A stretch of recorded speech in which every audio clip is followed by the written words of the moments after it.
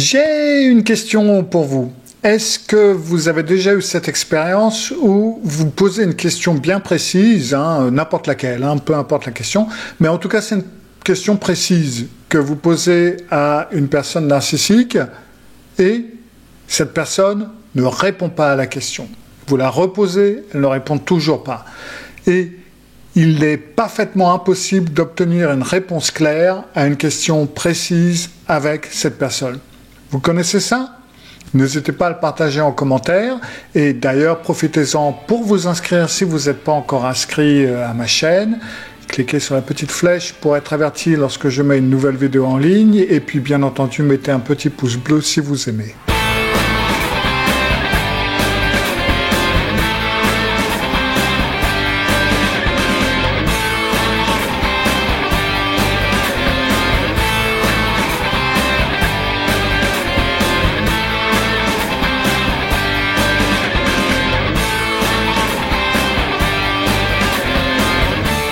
Alors oui, c'est vraiment une des tactiques des personnes narcissiques, c'est de ne pas répondre à une question bien précise qui leur est posée. Alors, déjà pour commencer, c'est pas seulement les personnes narcissiques qui utilisent ce genre de méthode. Maintenant, il ne faut pas juger quelqu'un comme narcissique juste parce qu'il ne veut pas répondre à une de vos questions. Ça peut être toute personne passive-agressive, sournoise, malhonnête. Donc de là, pas mal de politiciens pourront entrer dans cette catégorie sans pour autant être narcissiques. Pas besoin d'être narcissique pour être malhonnête. Mais c'est une partie classique du jeu de base des narcissiques. Ça fait presque partie de leur personnalité. Et si vous avez déjà passé quelques heures en bataille par SMS ou ne serait-ce qu'en discussion avec quelqu'un qui a ce genre de personnalité, vous savez parfaitement de quoi je veux parler ici. Ils ne répondent pas à la question. Alors c'est une astuce très intéressante, c'est une forme d'arnaque, c'est quelque chose de sournois, un petit peu de visqueux, vous voyez, ça vous glisse un petit peu entre les doigts, mais ça peut être extrêmement exaspérant, ça peut être déroutant, à part si vous savez que ça se produit et que ça fait partie de la personnalité et que vous pouvez voir quand ils ne répondent pas à la question et de cette façon vous allez pouvoir mettre une limite et sortir du cycle toxique. Alors j'ai trouvé deux petits exemples que l'on peut parfaitement jouer. Alors par exemple, vous êtes dans une relation intime et puis vous demandez à votre conjoint, dis donc, t'es resté super tard avec cette nouvelle personne de ton travail là. Quelle personne qui vous répond? Mais si, tu sais, la nouvelle de ton équipe, celle que tu viens de dire qu'elle vient de Bordeaux, je ne sais plus de quel département. Ah, ouais, elle. T'es resté tard hier avec elle, hier soir. Et là, dans ce cas-là, plutôt qu'une réponse relativement directe, il va vous dire « Oui, mais pourquoi tu me poses cette question, toi, de toute façon? Tu sais bien qu'on a une échéance importante au travail en ce moment, je t'en parle tous les jours, tout le monde est mobilisé, tout le monde bosse. » Oui, bien sûr, mais est-ce que tu es resté tard avec elle hier soir? Oh, écoute, moi je suis fatigué de toutes ces échéances, j'ai besoin d'une pause, peut-être qu'on pourrait aller à la plage ce week-end. Mais écoute, c'est quoi le problème? Pourquoi ne peux-tu pas me répondre tout simplement à cette question simple? Est-ce que tu es resté tard avec cette personne hier soir? Oh, qui va vous répondre? Mais je ne vais pas répondre à une question ridicule comme ça, et en plus de ça, tu vois pas tout le travail que j'ai, et voilà ce que je trouve en rentrant à la maison. Tu te souviens, tu disais toi-même que tu voulais rénover la cuisine, t'en parles sans cesse. Eh ben maintenant, on peut terminer cette échéance avec le travail, je vais obtenir des primes et on pourra faire les travaux pour la maison. Est-ce qu'on peut pas tout simplement aller dormir? Écoute, moi je travaille comme un fou pour nous et pendant que je suis occupé toute la journée, je rentre je rentre à la maison, excusez-moi, pour subir un interrogatoire en bonne et due forme, tout simplement parce que t'as rien d'autre à faire. Est-ce que la question a été répondue? Non, pas du tout. Maintenant, je vais vous donner un autre exemple. Imaginez ce coup-ci que ça se produise dans la famille et vous dites à votre mère, dis donc maman, pourquoi tu as demandé à Denise, Denise c'est votre fille, pour le cas où vous ne le savez pas, pourquoi tu as demandé à Denise ces questions sur mon travail, pourquoi tu n'es pas venu me voir directement pour me poser les questions? Là, votre mère va vous répondre, mais tu parles de quoi là? Mais je ne sais rien moi de tes affaires de travail. Mais si, tu as demandé à Denise hier à propos de mon travail. Je veux pas que ma fille soit au milieu de nous deux. Hein. Qu'est-ce que tu voulais savoir? Pourquoi tu l'as approché? Qu'est-ce que tu veux savoir? Elle répond, oh, mais sois pas ridicule, Denise, elle invente des trucs, elle est dramatique, elle est encore en train de faire des histoires. Non mais attends, vous lui dites, moi je préfère que tu ne lui demandes pas ce genre de questions, que tu ne lui poses pas ce genre de questions. Moi je veux juste comprendre pourquoi tu as fait ça, pour que nous puissions l'éviter à l'avenir. Pourquoi lui as-tu posé ces questions? Et alors là, vous avez votre mère qui va passer à la surmultiplier. Et depuis quand, alors, avoir une conversation avec sa petite fille, ça devient une question d'interrogatoire? On parlait tout simplement de la vie, mais t'es totalement ridicule. Et encore une fois, t'es en train d'essayer de faire un fossé entre Denise et moi, mais c'est quoi cette méthode? C'est quoi ça? Est-ce que votre question a obtenu une réponse? Non, pas du tout. Alors là, je pense qu'il y en a certains, quand ils écoutent ces scénarios, surtout ceux qui me suivent depuis un moment ou qui font partie du Club Revivre. Le Club Revivre, c'est mon programme de guérison. Vous pouvez le trouver à revivre.club, où on travaille tous les jours presque avec des différentes méthodes pour se sortir un petit peu de tout ça. Vous pouvez voir ça sur revivre.club. Publicité gratuite. Donc, en tout cas, il y en a beaucoup qui vont me dire, oui, mais est-ce que là, on ne parle pas de réalitorsion? Bah oui, si, c'est vrai. Ne pas répondre à une question précise, c'est une sous-forme, pourrait-on dire, de réalitorsion. Parce que la façon dont opère cette personne narcissique, c'est pas seulement de distraire et de détourner l'attention, mais c'est parfois, si elle le peut, hein, alors pas toujours, mais le plus souvent, elle va vous rejeter la faute ou elle va vous dépeindre comme étant sensible, trop sensible, dramatique, parano, etc. Et en faisant tout ça, ben, votre question n'obtient pas de réponse. Comme vous pouvez le voir des deux exemples que je vous ai donnés, les personnes en question n'ont pas obtenu de réponse, absolument aucune résolution. Le problème n'a pas été résolu et donc se représentera, hein, bien entendu, et la question n'a pas reçu de réponse, point à la ligne. Et très souvent, d'ailleurs, la personne qui a posé les questions va se sentir plus mal qu'au début, parce que dans le cas du couple, la personne qui pose la question sur les heures inappropriées à cause du travail, elle est dépeinte comme exigeante, mesquine, tout ce que vous voulez. La personne narcissique se victimise, hein, elle se présente comme un martyr qui bosse, qui travaille, et puis la personne qui pose la question, elle est culpabilisée parce que, voilà, moi je travaille tard, je pense à nous, et toi tu es là en train de blablabla, et tu voulais une cuisine, et blablabla, et puis quand je rentre tard du travail, etc.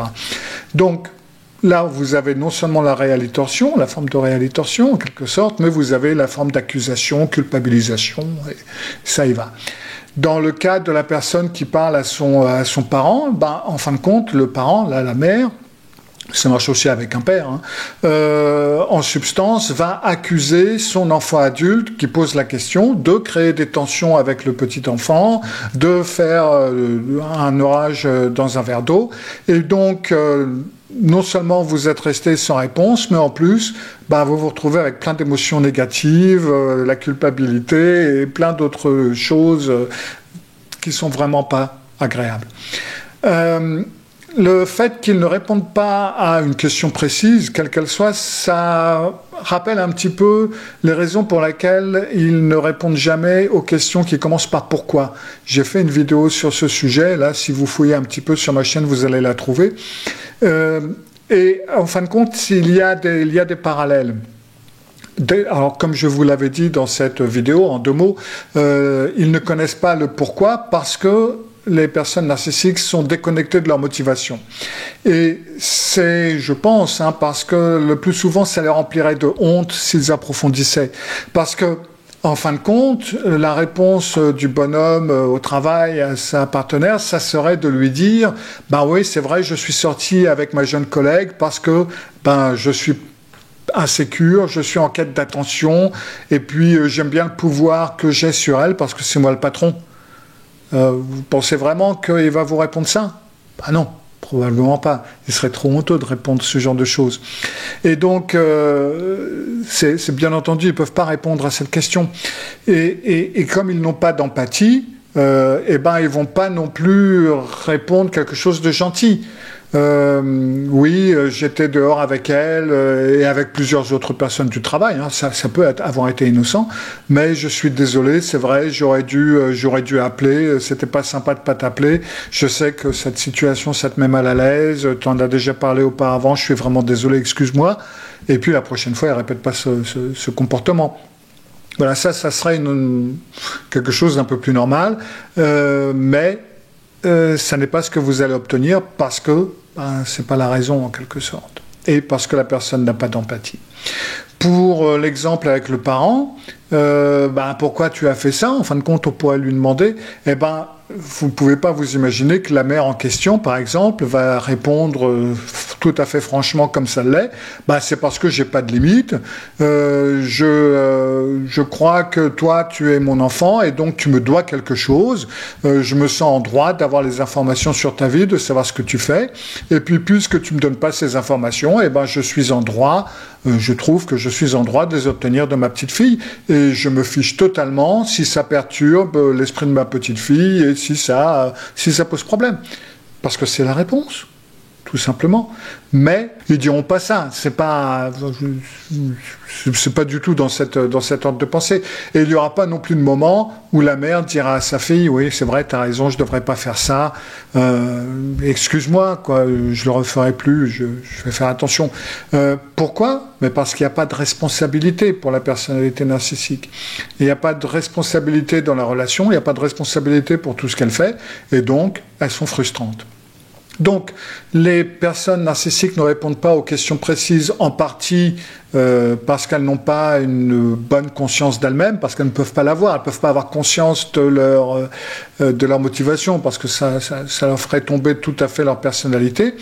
Et puis, en plus de ça, elles refusent d'avoir à le faire, parce qu'elles ont pas de sens de la responsabilité comportementale, aussi parce qu'elles sont un petit peu oppositionnelles, hein, elles n'ont pas de compte à rendre à personne, elles font ce qu'elles veulent, et puis parce qu'elles se sentent privilégiées également. Donc vous prenez tout ça, tous ces éléments, vous les mettez ensemble, et c'est pourquoi, le plus souvent, vous n'êtes pas en mesure d'obtenir des réponses directes à des questions simples, surtout aux questions dont la réponse peut être un petit peu inconfortable pour la personne narcissique. Alors, comment les personnes narcissiques évitent de répondre aux questions? Justement, c'est par une forme de réalitorsion, en vous laissant confus, un petit peu paumé, en utilisant le mur de silence, là, pas de réponse, rien, ou en refusant de manière oppositionnelle à répondre à une question, ou alors en partant brusquement, tout d'un coup, claquant la porte, etc., ce qui est une forme de silence, en fin de compte. Et puis, si vous avez vous-même des problèmes d'abandon, si vous avez peur d'être abandonné, si vous culpabilisez, etc., vous allez abandonner la poursuite. En fin de compte, vous n'avez pas aussi important que ça d'avoir la réponse, et vous allez essayer de les apaiser pour qu'ils reviennent vers vous. Ils peuvent ne pas répondre à la question en se mettant en colère, ou alors, donc là, dans ce cas-là, vous allez abandonner la question tout simplement parce que vous avez peur de la colère et de ce qui peut s'en suivre. Et donc, toutes ces techniques vous empêchent d'insister pour obtenir une réponse claire.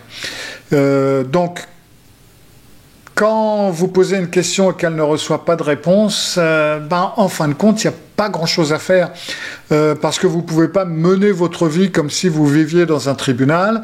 Vous ne pouvez pas forcer à quelqu'un à répondre à une question, hein, et même si vous le faites, de toute façon, vous obtiendrez toujours pas vraiment de réponse claire, ou alors ça va être un mensonge, et 95% du temps, de toute façon, vous allez subir une forme de réalitorsion.